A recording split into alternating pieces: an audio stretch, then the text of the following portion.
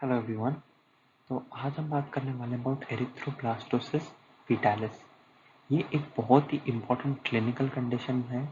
इसके बारे में पता होना बहुत ज़रूरी है at a very basic level. And जो इसका फिजियोलॉजिकल बेसिस है, जो इसकी फिजियोलॉजिकल अंडरस्टैंडिंग है, वो भी समझना बहुत ज़रूरी है ताकि we can understand what the situation is. Alright, so let's get to it. तो what is it? It is a haemolytic disease. कैसी डिजीज है? हीमोलाइटिक। हीमोलाइटिक यानी क्या हो, यहाँ पे आरबीसी का डिस्ट्रक्शन होगा, ठीक है, हीमोलाइसिस होगा। Disease of the new born यानी एक नए बच्चे में होगा, जस्ट न्यू बॉर्न बेबी में होगा। क्यों होता है ये? Because R H incompatibility. क्या हुआ? आर एच जो था, जो आर एच ग्रुप था, वो इनकम्पैटिबल हुआ, वो मैच नहीं हुआ। किसमें मैच नहीं हुआ? एक आर एच नेगेटिव मदर में। मदर कैसी थी? आर एच नेगेटिव थी, और उसने जन्म किसको दिया? एक आर एच पॉजिटिव बच्चे को। इस कारण से क्या हुई? यहाँ पे इनकम्पैटिबिलिटी हुई। तो क्या हुआ? ये क्लिनिकल कंडीशन क्रिएट हुई।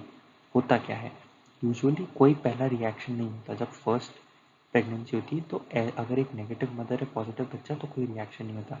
लेकिन हाउएवर जब ये फर्स्ट डिलीवरी हो रही होती है, however at the time of delivery during placental separation, a small amount of fetal blood leaks into the maternal circulation। अगर fetal blood maternal circulation में जा रहा है, यानी कि क्या, एक पॉजिटिव ब्लड जिसमें एंटीजन प्रेजेंट है, जिसमें क्या है? एंटीजन प्रेजेंट है। देखिए, मैंने आर एच एंटीजन और आर एच ग्रुप के बारे में ब्लड ग्रुप वाली वीडियो में बात करी है, आपको वो आई बटन पर मिल जाएगी, ठीक है। तो क्या है? फीटल ब्लड पॉजिटिव है, यानी कि एंटीजन प्रेजेंट है। ये एंटीजन किसके बॉडी में गया? मदर की बॉडी में गया, और वहां पे जाके क्या बनाएगा? ये एंटीबॉडीज बनाएगा, which will induce the formation of anti R H agglutinins, यानी anti R H antibodies in the mother. Therefore in subsequent pregnancies the anti R H. तो जब ये फर्स्ट डिलीवरी हुई और मदर के अंदर एंटीबॉडीज बन गई, तो हमें पता है आर एच एंटीबॉडीज कैसी होती है? आईजीजी टाइप की होती है, जो कि क्या कर सकती है? प्लासेंटा को क्रॉस कर सकती है। और जब नेक्स्ट डिलीवरी होती है, जब सेकेंड टाइम बेबी बर्थ होता है, तब क्या होती है? प्लासेंटा के थ्रू ये एंटीबॉडीज क्या होगी?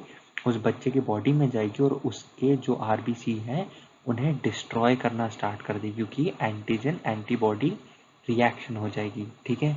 तो इस बात को समझना बहुत ज़रूरी है, ठीक है। और जैसे जैसे आप प्रेगनेंसी बढ़ाओगे, जो डिग्री ऑफ हीमोलाइसिस है वो क्या होगी? इंक्रीज होगी, सिवियर होती जाएगी, ठीक है। अब इसमें क्या क्या क्लिनिकल फीचर्स देखने मिलते हैं? ऑफकोर्स एनीमिया होगा, आरबीसी डिस्ट्रॉय होंगे। एनीमिया क्या होती है? डिक्रीज रेड ब्लड काउंट जो होता है उसे हम एनीमिया कहते हैं। तो ऑफकोर्स आरबीसी डिस्ट्रॉय होते हैं, तो उनका काउंट क्या होगा? डिक्रीज हो जाएगा। जॉन्डिस, क्योंकि हीमोलाइसिस हो रहा है, increase haemolysis leads to jaundice, तो ये कौन सा होगा? हीमोलाइटिक जॉन्डिस, ठीक है। एडीमा भी होगा, है ना, जनरलाइज्ड एडीमा होगा, कोई पिटिंग एडीमा वगैरह नहीं होगा, एक जनरलाइज्ड एडीमा होने लगेगा ड्यू टू द हीमोलाइसिस। ये कंडीशन बहुत इंपॉर्टेंट है। कैरनिकटेरिस होता क्या है? देखिए, जो बच्चा होता है, बच्चे के पास, बच्चे के अंदर क्या होगा?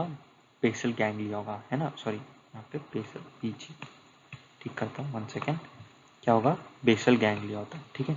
अब जब हीमोलाइसिस हुआ, तो उसमें क्या निकला? बिलीरुबिन, ठीक है, बिलीरुबिन। और क्योंकि इंक्रीज्ड या हीमोलाइसिस है, तो इंक्रीज्ड बिलीरुबिन निकलेगा। तो क्या, किस कौन सी स्टेट में एंटर करेगा? वो हाइपर बिलीरुबिनीमिया, है ना, इस कंडीशन में एंटर करेगा। इस कंडीशन में एंटर करने के कारण क्या होता है?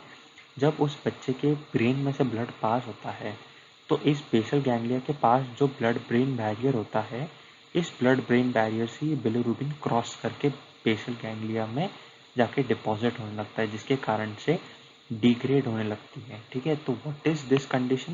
दिस क्लिनिकल कंडीशन, ये एक न्यूरोलॉजिकल क्लिनिकल कंडीशन है, ठीक है, जहाँ पे क्या होगा? बिलीरुबिन जाके ब्लड ब्रेन बैरियर को क्रॉस करके बेसल गैंग्लिया के पास चला जाता है, ठीक है। तो ये एक कंडीशन होती है, अडल्ट में नहीं देखने मिलती, बिकॉज ये अडल्ट में क्या होता है? ये blood brain barrier well developed होता है, तो उस कारण से ये क्रॉस नहीं कर पाता। लेकिन बच्चों में ये इतना वेल डेवलप्ड नहीं होता, तो वो इसीलिए बिलीरुबिन क्या करता है? क्रॉस कर पाता है, ठीक है। Next is extra medullary haemopoiesis. Extra medullary haemopoiesis, है ना। इस एक्स्ट्रा मेड्यूलरी हीमोपोइसिस के कारण क्या होता है? एक्स्ट्रा मेड्यूलरी मतलब बाहर, जो मेड्यूला है बोन का, उससे थोड़ा सा बाहर की तरफ हीमोपोइसिस भी शुरू हो जाता है, और उसके कारण क्या होगा? काफ़ी सारे एरिथ्रोब्लास्ट रिलीज होते हैं। जो एरिथ्रोब्लास्ट होते हैं, हमने देखिए आपको आई बटन पे लिंक मिल जाएगी। मैंने पूरी जो एरिथ्रोसाइट्स यानी कि रेड ब्लड सेल्स की जो फॉर्मेशन की जो प्रोसेस है उसकी लिंक मैंने शेयर उस पर ऑलरेडी वीडियो बनी हुई है, उसकी लिंक मैं यहाँ पे आई बटन पर डाल दूंगा। उसमें हमने देखा कि एक स्टेज आती है जिसे हम एरिथ्रोब्लास्ट कहते हैं। तो काफ़ी सारे एरिथ्रोब्लास्ट रिलीज होते हैं बॉडी में इस कंडीशन में, तो उस कारण से इसे हम कहते हैं एरिथ्रोब्लास्टोसिस फीटालिस। ठीक है, तो इस कारण से हमने उस कंडीशन को इस तरीके का नाम दिया है ना। अब आते हैं ट्रीटमेंट की तरफ। तो ट्रीटमेंट में क्या होता है, मोस्टली एक सीवियर कंडीशन तक माइल्ड केस ही होता है, माइल्ड हीमोलाइसिस होता है, इसलिए कोई ट्रीटमेंट की ज़रूरत नहीं पड़ती। लेकिन अगर एक सीवियर कंडीशन होती है तब इसकी एक ट्रीटमेंट की ज़रूरत पड़ती है। ट्रीटमेंट क्या करते हैं हम, इंट्रा यूट्राइन फीटल ट्रांसफ्यूजन कर देंगे, ब्लड ट्रांसफ्यूजन करेंगे, है ना, उसका ब्लड थोड़ा सा प्योरीफाई करेंगे हम। उससे ज़्यादा इंपॉर्टेंट जो हमें पता होनी चाहिए वो होती है अबाउट फोटोथेरेपी। फोटोथेरेपी में क्या होता है, एक्चुअली इसका फिजियोलॉजिकल बेसिस समझते हैं। जो हमने देखा कि जो बिलिरुबिन था, बिलिरुबिन क्या हो गया था, टॉक्सिक हो गया था फॉर द बेसल गैंग्लिया, है ना, क्योंकि वो क्रॉस कर गया था। जैसे ही इसके ऊपर क्या पड़ती है, लाइट पड़ती है ना, ये क्या होता है, ये नॉन टॉक्सिक हो जाता है। क्या हो जाता है, नॉन टॉक्सिक हो जाता है। तो उस कारण से जो वो कंडीशन देखी थी हमने कैर्निक टेस्ट वाली, वो अवॉइड हो सकती है। That neurological condition can be avoided. तो इसलिए हम क्या करते हैं, बच्चों को फोटोथेरेपी भी देते हैं। ठीक है, लेकिन हम कहते हैं ना prevention is better than cure, तो क्यों ना एक प्रिवेंशन ही देख लें जिससे हम इस हमें एक कंडीशन अराइज ही ना हो। तो coming to the prevention, what is prevention?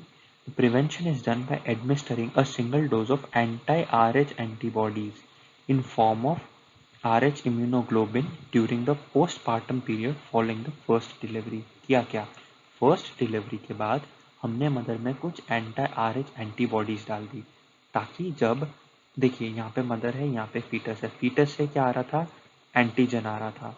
ठीक है, फीटस से क्या आ रहा था, एंटीजन आ रहा था, क्योंकि फीटस पॉजिटिव था। तो हमने क्या कर दिया, हमने मदर के अंदर पहले ही एंटीबॉडीज डाल दी, ताकि वो एंटीबॉडीज क्या कर सके, इस एंटीजन को क्या कर सके, डिस्ट्रॉय कर दे। और जैसे हमने एंटीजन को डिस्ट्रॉय कर दिया, कुछ दिनों बाद ये आर्टिफिशियली प्रिपेयर्ड एंटीबॉडीज भी अपने आप डिस्ट्रॉय हो जाएगी। तो जब नेक्स्ट प्रेगनेंसी होगी, मदर से फीटस के अंदर कोई भी एंटीबॉडीज नहीं जाएगी, है ना, कोई भी एंटीबॉडीज नहीं जाएगी। तो जो फीटस है वो क्या रहेगा, सेफ रहेगा। ठीक है ना। The disease can also be prevented by passive immunization of the mother with a small dose of RH immunoglobulins during the pregnancy. Alright, I hope आपको क्लिनिकल कंडीशन अच्छे से समझ में आई है। Thank you.